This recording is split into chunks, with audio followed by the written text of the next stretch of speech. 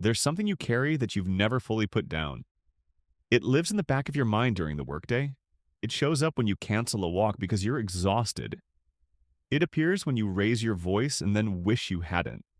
When you don't have as much time as you wanted. When life gets heavy and your dog gets less than he deserves. Or at least less than you think he deserves. It's the quiet, persistent, private belief that you are failing him somehow. That a better owner would do more, give more, be more present.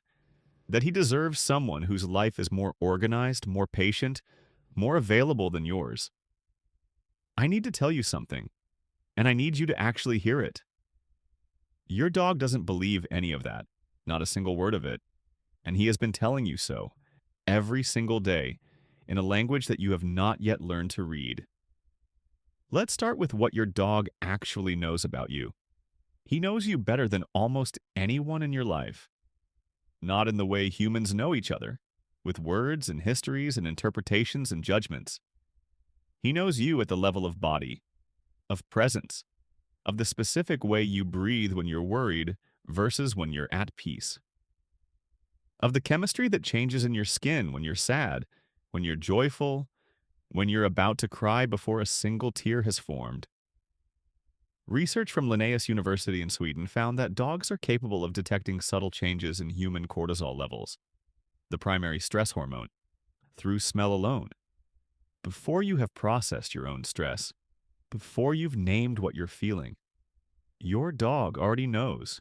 He has been reading you on a register that has no equivalent in human perception. He has seen you at your worst. He was there on the days when you were short-tempered and distracted. He was there on the evenings you forgot his walk and gave him a handful of treats and a guilty apology.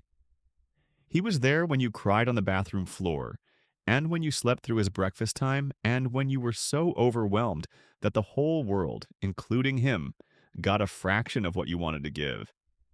He has seen all of it, every version of you, without a single exception. And then he comes to you anyway. Think about what that actually means. He is not a being without memory. Research on dog cognition has consistently shown that dogs form episodic-like memories. They remember specific events, specific people, specific experiences.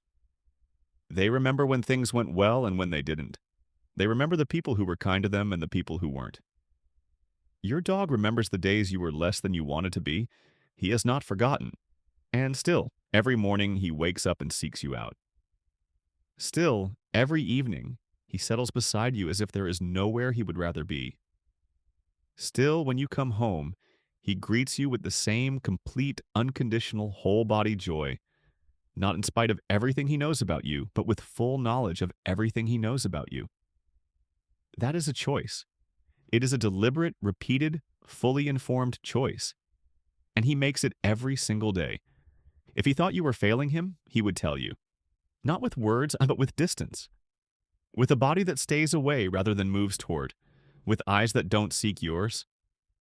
Dogs who are genuinely neglected, genuinely mistreated, genuinely unsafe, they show it. Their behavior changes. They withdraw. They protect themselves. Your dog is not withdrawing.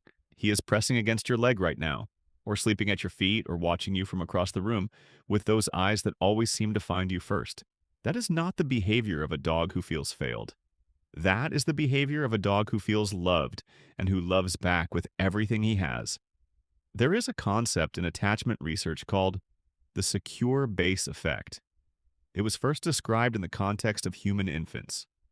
A securely attached child, not a child who has a reliable, loving, consistent caregiver, uses that caregiver as a secure base from which to explore the world. When the world gets scary or uncertain, the child returns to the base. When the child is comforted, they go back out. The base doesn't have to be perfect. It doesn't have to be always available, always patient, always calm. It just has to be reliable enough, present enough, safe enough. Dogs form this exact same attachment to their primary owner. A series of studies from the University of Veterinary Medicine in Vienna used the same experimental paradigm developed to study human-infant attachment, called the strange situation test, to study dogs. They placed dogs in unfamiliar environments with and without their owners and measured their behavior. Dogs with secure attachment to their owners use them as a secure base in exactly the way securely attached infants use their caregivers. They explored more freely when their owner was present. They were calmer when their owner returned after a brief absence. They sought comfort from their owner specifically, not from strangers, not from other dogs, not from the environment. Your dog has a secure attachment to you. That is not an accident. It is not something that happens by default. It is the result of you, imperfect, busy, exhausted, guilty, trying you. Being present enough, consistent enough, loving enough that your dog's nervous system registered you as safe. You built that with every ordinary, imperfect day. Let me tell you what your dog is not doing while you beat yourself up over the things you didn't give him. He is not making a list. He does not have a running tally of canceled walks and shortened play sessions and mornings when breakfast was late. The neurological architecture for that kind of long-term emotional accounting, the sustained negative emotion, the grievance holding, the comparison between what he received and what he deserved, is simply not something his brain does. Research on the canine prefrontal cortex, the brain region most associated with complex social cognition, long-term planning, and sustained emotional states like resentment and regret, has consistently found that this region is significantly underdeveloped in dogs compared to humans. Dogs live in the present tense of their emotional experience in a way that humans genuinely cannot. He is not thinking about yesterday's missed walk. He is not comparing himself to the dogs of owners who work from home. He is not lying in his bed conducting a quiet audit of your parenting. He is simply here, in this moment, with you in it, and that is enough. It is more than enough. There is one more thing that the science has found, and this is the one that I think will stay with you. Researchers who studied the bond between dogs and their owners have identified a specific neurochemical process that occurs when the two are in close proximity. Physical contact, petting, sitting together, that unconscious moment when your hand finds his head without you even deciding to reach for him, triggers the release of oxytocin in both of you. Simultaneously, the same bonding hormone, the same neurochemical loop of connection. This is not something that happens between dogs and strangers.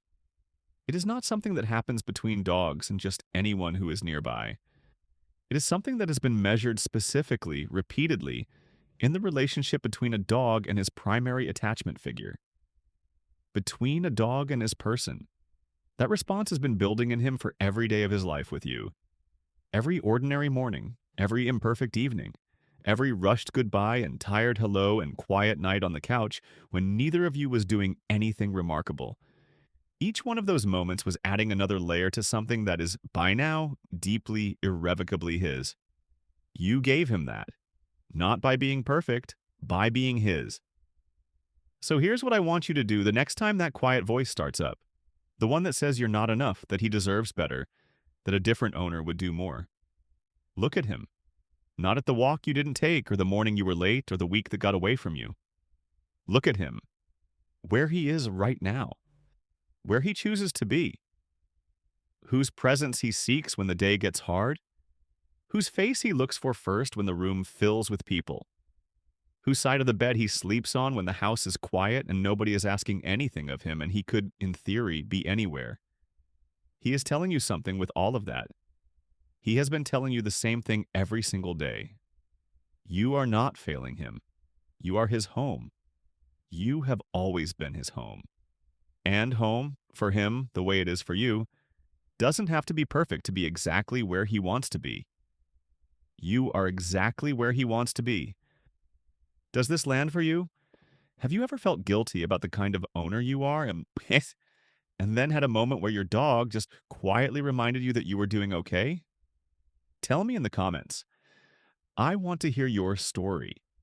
And if you want to see the 6 specific behaviors your dog shows every day that prove he would choose you over anyone, that video is right here. It will make you see him differently,